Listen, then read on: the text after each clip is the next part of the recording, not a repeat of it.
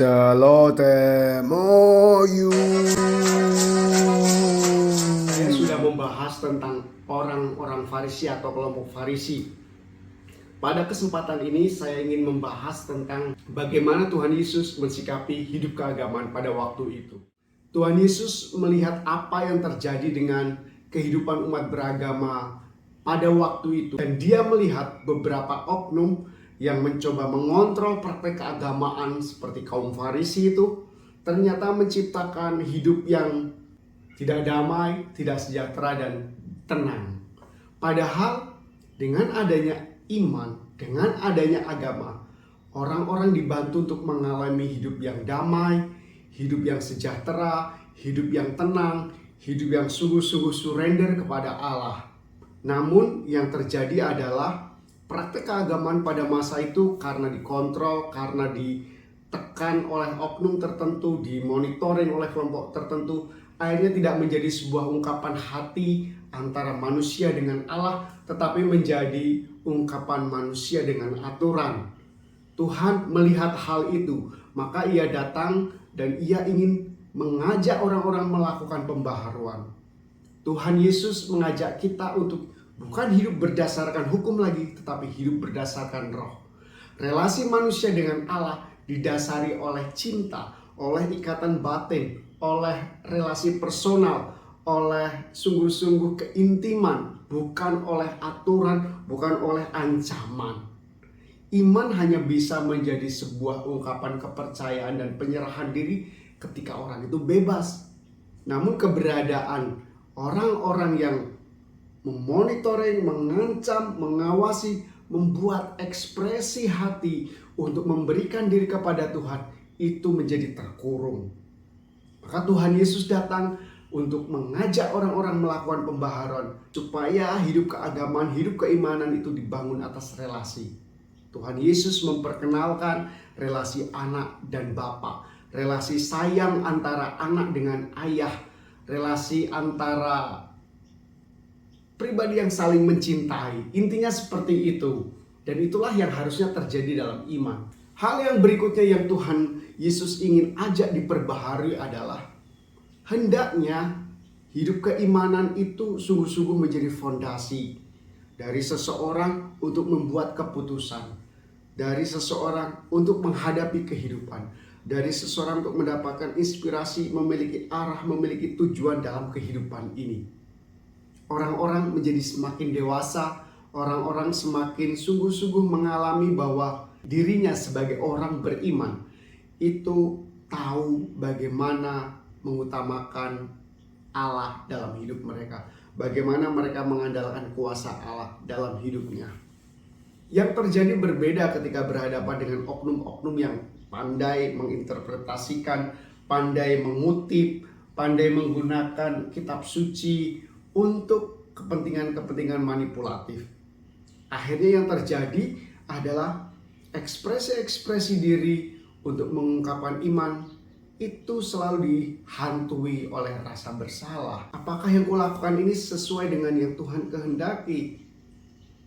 Karena kalau aku melakukan ini nanti aku dibeginikan oleh komunitasku, aku dibeginikan oleh orang-orang yang punya bendera atau kekuasaan dalam keagamaan. Tuhan tidak ingin hal itu terjadi. Maka dia mengungkapkan, lihatlah ekspresi janda miskin itu. Dia memberikan yang ia punya seluruhnya untuk Allah. Bukan orang-orang yang hanya melakukan sumbangan, derma, supaya diklaim bahwa mereka adalah orang beragama yang baik. Kehidupan beragama melampaui ritual-ritual dan tindakan-tindakan keagamaan yang bisa dinilai dengan simbol-simbol keagamaan. Tetapi pertama-tama kehidupan beragama membantu orang menemukan spiritualitas dalam hidupnya. Iman yang diyakini menggerakkan dia untuk melakukan sesuatu yang kadang melampaui hukum. Itulah yang dikatakan Tuhan Yesus ketika dia memberikan perumpamaan tentang orang Samaria yang murah hati, yang membantu orang yang dirampok di jalanan itu. Dia melampaui hukum, dia melewati ritual. Dia melakukan semata-mata karena kebebasan, karena cintanya. Itulah kehidupan keagamaan yang ingin Tuhan Yesus tegakkan. Yang berikutnya, Tuhan Yesus mengajak orang untuk menyadari bahwa Allah yang diimani itu adalah Allah yang penuh kasih, bukan Allah penghukum.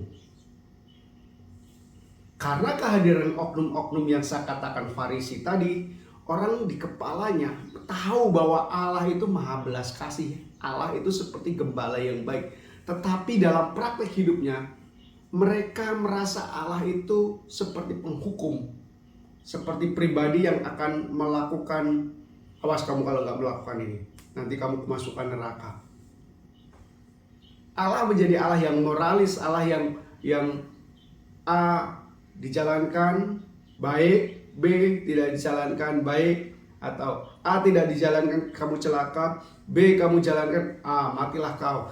Allah bukan Allah yang seperti itu. Allah adalah maha segala-galanya, dia jauh dan dekat, dia penuh kasih tapi dia juga penuh kuasa. Tuhan Yesus membawa itu ke dalam kesadaran umat pada zamannya, supaya mereka ingat bahwa memang Allah yang mengasihi itu benar-benar mengampuni. Maka Tuhan Yesus menunjukkan understanding kepada mereka yang memiliki kelemahan, keterbatasan. Bukan menembak kesalahan-kesalahan itu, bukan menembak kekeliruan-kekeliruan, bukan mengungkit kelemahan-kelemahan sehingga orang itu seperti dikuliti dan akhirnya merasa dirinya kotor, buruk, dan tidak ada lagi niatan untuk memperbaharui diri kecuali matilah aku karena aku tidak layak. Tuhan Yesus mengajak orang-orang pada zamannya untuk melakukan pembaharuan. Allah yang penuh kasih itu hendaknya real dalam kehidupan. Bukan Allah yang memonitoring, bukan Allah yang ditampilkan seperti pembela moral, tidak. Tapi Allah yang sungguh-sungguh ingin melihat hati manusia, mengenal hati manusia, membantu manusia dengan rahmatnya, mencintai dan membantu memberikan empower, kekuatan untuk bangkit dari masa lalunya yang kurang baik. Itu yang Tuhan Yesus bawa kepada orang-orang zamannya.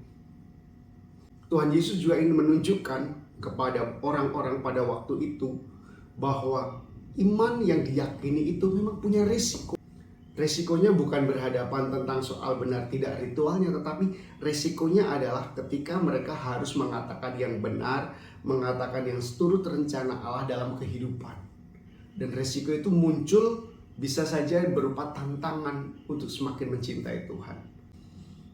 Tantangan itu justru muncul datang dari orang-orang luar yang tidak seiman, karena mereka tidak mengerti apa yang sungguh menjadi komitmen orang beriman kepada Allah Bapa. Mereka taunya harus seperti maunya mereka, iman mereka, agama mereka. Maka ketika Yesus berhadapan dengan prajurit Romawi, berhadapan dengan orang-orang yang tidak satu keyakinan dengan Allah Yahweh, ya Tuhan tahu, Yesus tahu bahwa itu memang konsekuensi yang harus dihadapi ketika dia mengimani Yahweh Allah Bapa yang maha baik itu. Yang berikutnya, pembaharuan yang dibawa oleh Tuhan Yesus ialah hidup keagamaan membuat kita bisa bersuka cita, membuat kita punya meaning of life, membuat kita punya tujuan, membuat kita bisa mengerti hal-hal yang tidak bisa dimengerti secara manusiawi. Dia mengajak kita untuk menemukan permata-permata yang indah dalam kehidupan kita. Maka Tuhan mengatakan, berbahagialah kamu yang miskin, berbahagialah kamu yang dianiaya, berbahagialah kamu yang membawa damai, berbahagialah kamu yang karena namaku kamu harus mengalami persekusi dan segalanya. Tuhan ingin mengatakan iman sejati, agama yang sungguh kita peluk, membantu kita untuk tetap memiliki sukacita, kendati hidup kita tidak mudah, kendati hidup kita penuh tantangan. Sementara faham yang muncul dari kelompok-kelompok tertentu seperti orang Farisi itu sepertinya hendak mengatakan bahwa berkat itu datang kalau kamu itu oke, kalau kamu lancar, kalau kamu punya materi, kalau kamu itu semuanya itu tercukupi, kalau kamu punya keturunan. Tuhan ingin mengatakan hidup beriman itu bukan tentang apa yang kamu terima, apa yang kamu dapatkan, bukan masalah keuntungan. Tidak, Tuhan Yesus mengajak bahwa hidup keagamaan, hidup iman itu adalah tentang the purpose of life, tentang tujuan hidup, di mana kita akan melangkah dan kita memiliki sukacita. Ini spirit keagamaan yang dibawa oleh Tuhan Yesus supaya orang tidak terjebak dengan apa yang dibuat oleh orang-orang Farisi. Kitab suci yang diterima itu adalah sebuah kisah iman. Bagaimana orang beriman berhadapan dengan kehidupan bersama Allah dan melihat Allah di sana. Bukan tentang ini adalah remote kehidupan. Tuhan Yesus mengajak orang-orang sejamannya memahami bimbingan Allah, memahami kehadiran Allah dalam sabda Allah, dalam kitab suci, sungguh dengan perspektif yang berbeda dari orang-orang Farisi. Meskipun ada banyak hukum, Tuhan ingin mengajak kita untuk melihat kalau diperas esensinya apa. Tuhan Yesus ingin mengajak kita dari aturan-aturan itu sebenarnya ini maunya kita dibawa kemana. Dari tindakan-tindakan keagamaan itu sebenarnya membantu kita untuk apa? Dari bimbingan-bimbingan yang diberikan oleh pemimpin agama itu sebenarnya spiritualitas apa yang hendak kita tumbuhkan sebagai orang beriman yang ada di muka bumi ini.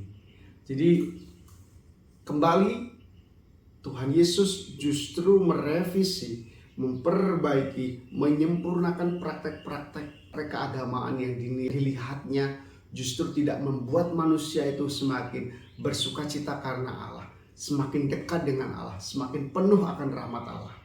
Tuhan Yesus tidak. Tuhan Yesus justru membawa kita kepada kebebasan sejati, penemuan yang benar, menemukan esensi, menemukan damai dan sejahtera. Ini yang diangkat oleh Tuhan Yesus ketika berhadapan dengan orang-orang Farisi.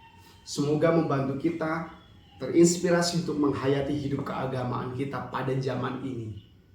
Iman itu adalah roh dari agama. Agama itu sungguh-sungguh mengekspresikan iman dalam tatanan manusiawi, dalam bentuk yang disepakati bersama.